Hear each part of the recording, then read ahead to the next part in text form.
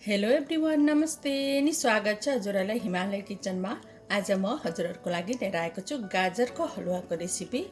यसलाई एकदमै मिठो गरेर कसरी बनाउने भनेर म हजुरहरूलाई देखाउँदै छु। यसको लागि मैले यहाँ प्यानमा 3 ठुलो चम्चा घिउलाई तताउन राखेको छु। हजुरहरूले बटर लिएर पनि यसलाई बनाउन सक्नुहुन्छ। र अब घिउ तातेपछि मैले यसमा राखे 3 कप जति कोरेको गाजर,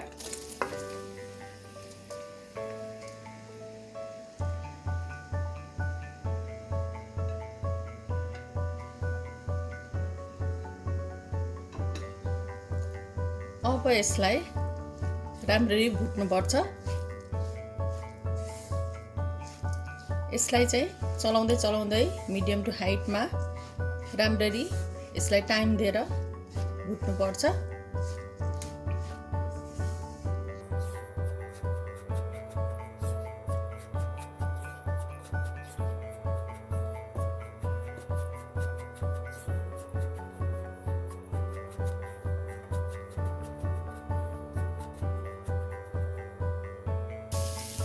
पन्ध्र मिनट जति यसलाई मिडियम टु हाइटमा फ्राई गरे र अब गाजर यतिको भएको छ।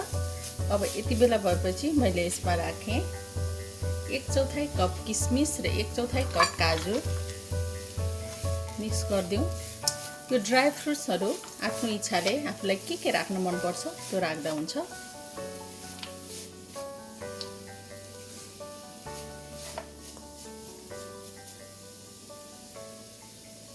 र मैले यसमा राखेँ 1/4 चम्चा दालचिनीको धुलो र मैले राखेँ 1 कप हाफ क्रिम।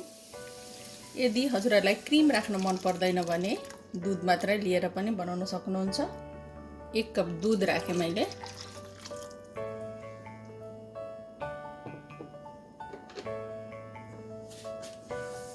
अब चलाइदिउँ।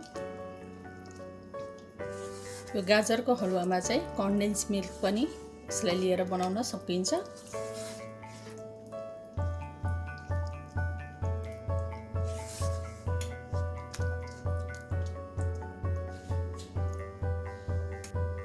अब यसलाई छोपेर अरू फेरि 10-15 मिनट पकाउनु पर्छ।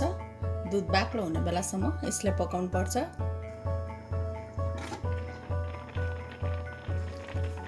पन्ध्र मिनट छोपेर पकाएपछि अब यतिको भएको छ। अब यसलाई फेरि नछोपिकन यतिकै पकाएर यो दुध चाहिँ अझै बाक्लो हुने बेलासम्म यसलाई पकाउनु पर्छ।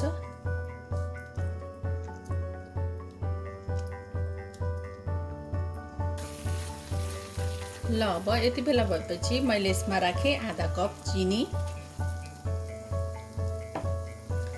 चिनी आफूलाई कतिको गुलियो राख्न मन पर्छ त्यही अनुसार राख्न सकिन्छ।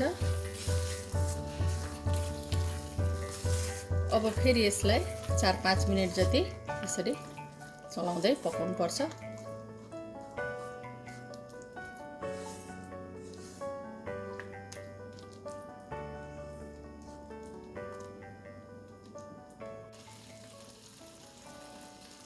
ल अब गाजरको हलुवा खानको लागि रेडी भएको छ।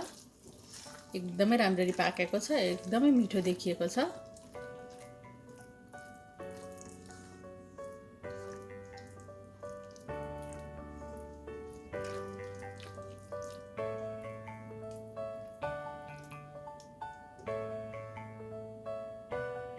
ल अब एकदमै मिठो गाजरको हलुवा अब बनेर खानको लागि रेडी भएको छ। हजुरहरू पनि यसै गरी गाजरको हलुवा बनाएर इन्जोय गर्नु होला। एकदमै मिठो हुन्छ यसरी बनाउँदा। हस्त यो मिठो गाजरको हलुवाको रेसिपी हजुरहरूलाई राम्रो लाग्यो भने हाम्रो भिडियोलाई लाइक, कमेन्ट, सेयर गरिदिनु होला। यस्तै रेसिपीहरूको लागि हाम्रो च्यानललाई सब्स्क्राइब पनि गरिदिनु होला। सब्स्क्राइब गरिसकेपछि नजिकै रहेको नोटिफिकेसन बेललाई पनि अवश्य पनि क्लिक गरिदिनु होला। फेरि पनि यस्तै मिठो प्रकारको रेसिपी लिएर आउने नै छु। हाम्रो भिडियो हेरिदिनु भएकोमा हजुरहरूलाई धेरै धन्यवाद।